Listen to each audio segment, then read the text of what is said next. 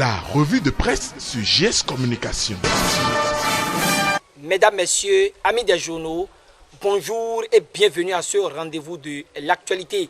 Vos encouragements quotidiens nous fortifient et nous donnent la joie de continuer avec notre mission. S'il y a une actualité qui revient plusieurs fois à la une des canards parus ce lundi 15 juillet 2019, eh bien, c'est celle relative à la rencontre prévue entre le chef de l'État et les partis de l'opposition. Ce jour, Dynamis Info prend la tête en la matière et signale en manchette le hockey de presque tous les concernés. Mais le journal de Parfait Bocor invite le président Patrice Talon à faire bouger les lignes. Enfin, le dialogue, s'exclame le débat. De son côté, Africa Reporter étale qu'après les boudes, Talon plonge dans l'aventurisme. Mais que peut-on attendre du dénouement de la crise socio-politique qui aura lieu au palais de la Marina ce lundi? S'interroge le nouvel observateur. La dépêche de son côté répond et clarifie que c'est la rencontre de tout sauf celle du dialogue. GS Communication abonde dans le même sens que le journal précédent et livre les doutes de maître Sadikou Ayoalao sur la sincérité de la démarche. À en croire le président de l'ONG GEDES Afrique, le chef de l'État, convaincre de ces nouvelles bonnes dispositions, doit prendre de fortes initiatives et faire baisser la tension qui secoue le pays. Il pense également que les partis politiques ne devraient pas être les seuls interlocuteurs du président Patrice Talon. Maître Sadikou Ayoalao pense aussi que la société civile, aussi bien tous les sans-voix, doivent être conviés. Il maintient devant l'équipe de GS Communication que dans le débat électoral au Bénin, il faut désormais les indépendants comme pour les présidentielles afin que les affrontements entre partis politiques ne débouchent plus jamais sur des exclusions. Si tels sont les vœux du président de l'ONG GEDES Afrique Sadikou Ayoalao, afin que la démarche du chef de l'État soit salutaire, le Soleil Bénin Info note déjà une cacophonie et une divergence au sein de l'opposition au sujet de la main tendue du chef de l'État. Le Télégramme certifie cette information et brandit que la force Cori.Bénin émergent dit oui, mais l'Union sociale libérale et le parti Restaurer l'espoir disent non. De façon contradictoire, l'Afrique Amal soulève que l'Union sociale libérale de Ajavon sera face à Talon. Seulement ce parti tient à ses exigences de façon ramassée. Le pays émergent parle de la rencontre du chef de l'État avec les forces politiques de l'opposition pour le dégel de la crise et confirme que le parti Restaurer l'espoir dit niet. Le canard met l'accent sur la position ambiguë du parti des Tchoko avant de clarifier que candidat Zanaï somme Talon car selon lui, pas d'échange avec un despote. En tout cas, les forces Cori.Bénin émergent, l'Union sociale libérale, le parti dynamique unitaire de développement et l'UDBN de Claudine Afiavi-Prudence seront représentés, conclut le pays émergent. La seule chose que les opposants doivent éviter, selon Émergence Info, c'est la politique de la chaise vide. L'auteur de l'article pense que cette option serait égoïste et préjudiciable pour des gens qui parlent de paix. La paix, nous la cherchons par tous les moyens. Seulement, certaines pratiques viennent bouleverser son déroulement normal. La dépêche en veut pour preuve les échanges rugueux entre le ministre de l'Intérieur et le secrétaire permanent de la Commission nationale de lutte contre la radicalisation, l'extrémisme violent et le terrorisme. Demande de boss, réponse de flic, écrit le quotidien avant de livrer tout sur l'interpellation de Saka Lafia qui sommet le flic de fournir dans un délai de 48 heures à l'autorité la motivation de ses comportements contraires aux principes d'éthique et de déontologie de l'administration publique. Louis-Philippe Oundéon n'a pas hésité à répondre à cette note administrative peu ordinaire. Miroite la dépêche qui ne ferme pas les yeux sur cette réponse au contenu lourd de sens qui ramène sur les ruines d'une bataille épistolaire où les arbres cachent encore la forêt des intrigues d'une administration poussive et sclérosée. De toute façon, tout en faisant une analyse sur la plupart qui s'autorisent tout pour maintenir leur job, Dynamis Info notifie que l'inspecteur général de la police allait veiller à diluer les mots minutieusement articulés dans sa correspondance tenant lieu de réponse à la demande d'explication à lui adressée par celui qui le considère comme subordonné. Mais tel un professeur de lettres, le journal de Parfait Bocor étale que le juriste Philippe Oundéon, jouissant d'une parfaite maîtrise des tests, s'est essayé à recadrer son ministre de tutelle qui étale à décrypter ses propos à tort, des griefs contre lui. De toute façon, Dynamis Info reconnaît que Louis-Philippe Oundéon n'est pas clébé. D'ailleurs, il a fendu le crâne à Saka Lafia. D'après le potentiel, qui croit savoir que le flic le ridiculise et démontre qu'il peut être son professeur de droit administratif. En un mot, l'ex-directeur général de la police, Louis-Philippe Roundéon, rabat le caquet à Saka Lafia et dévoile tout, signale le pays émergent. De son côté, Matin Libre se demande si la police est impuissante face à la recrudescence des braquages. S'il y ajoute verbal au ministère de l'Intérieur, Africa Reporter note un flou autour des parcelles vendues à 650 000 francs CFA à Dunkor et à Kadjamé. Nous sommes dans le département de l'Atlantique. Le journal de Patrice Gbagidi découvre la mairie de Ouida dans un jeu d'escroquerie qui date de l'époque de PS.Badé. L'amertume de l'auteur de l'article est que depuis 13 ans, les personnes qui ont totalement et entièrement versé dans le compte de la Cielcam de Paou la somme de 650 000 francs CFA pour achat de parcelles auprès de la mairie ne sont jamais rentrées en possession de leurs parcelles malgré les dispositions prises jusqu'au départ du maire Badé. Tous ceux qui ont libéré le montant fixé n'ont pas eu la chance de connaître leurs parcelles. Africa Reporter clame que la situation est restée comme telle sous son successeur, le maire Séverin Adjovi, qui n'a pu rien faire pour tirer cette affaire au clair et rendre justice aux ayants droit. Le journal explique que l'arrivée de Célestine à Djanou était pour eux un espoir, car elle dénonçait avec véhémence certaines pratiques de son prédécesseur. Chose curieuse, quand les ayants droit vont à la mairie aujourd'hui pour avoir des explications sur les nouvelles mesures prises, ils sont renvoyés vers l'Institut géographique national IGN. Déçus des va-et-vient agaçants et tracassants, ils pensent que la mairie ne se soucie plus d'eux après leur avoir pris une somme de 650 000 francs CFA. Chose étonnante, il s'agit des terrains recasés dont les traces ne se retrouvent plus nulle part. Martel le canard. Dépassé, il passe par les canaux de Africa Reporter et interpelle les autorités à divers niveaux afin qu'elles prennent les taureaux par les cônes pour que les ayants droit entrent en possession de leurs parcelles ou à défaut remousser les victimes de Ouida. La nation nous ramène au port autonome de Cotonou et livre ses performances qui réconfortent l'économie nationale. À en croire le quotidien du service public, le port a atteint environ 6 millions de tonnes au premier semestre de 2019 d'un bilan à un autre, et Jack Pata nous révèle que Louis Béounou-Vlavonou a bien clôturé la première session ordinaire de l'année 2019 sous le signe de l'engagement et le potentiel, voit qu'au bilan 13 lois et plusieurs ratifications étaient à l'actif des députés. Le Progrès pour sa part évoque que la 8e législature prend ses marques avec la clôture de la première session de l'année 2019. Voilà qui vient donner un poids à la 8e législature, et le matinal informe l'opinion qu'après la communauté économique des États de l'Afrique de l'Ouest CEDEAO sur les législatives du 28 avril 2019, l'UEMOA salue la sincérité du scrutin. C'était le vendredi 12 juillet 2019 lors de la conférence des chefs d'État de l'Union économique et monétaire ouest-africaine que l'acte a été pris, ajoute le matinal. Fraternité revient au Bénin et mentionne que de grosses surprises sont en vue pour les meilleurs producteurs de l'or blanc entrant dans le cadre de la 3e édition de la fête des cotonculteurs du Bénin. L'association interprofessionnelle de coton vise 800 000 tonnes pour la campagne 2019-2020, propage Fraternité. Après leur participation à la Coupe d'Afrique des Nations Total Égypte 2019, Nord-Sud Quotidien nous apprend que Talon reçoit les écureuils en héros. Mais ce qui importe selon le Soleil Bénin Info, c'est comment maintenir la barre haute après la qualification des écureuils au quart de finale de la Coupe d'Afrique des Nations. Merci de nous avoir préférés pour vous informer.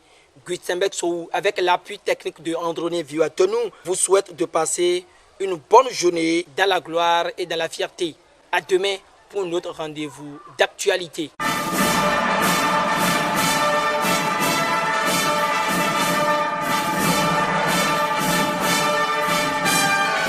C'était la revue de presse sur GS Communication.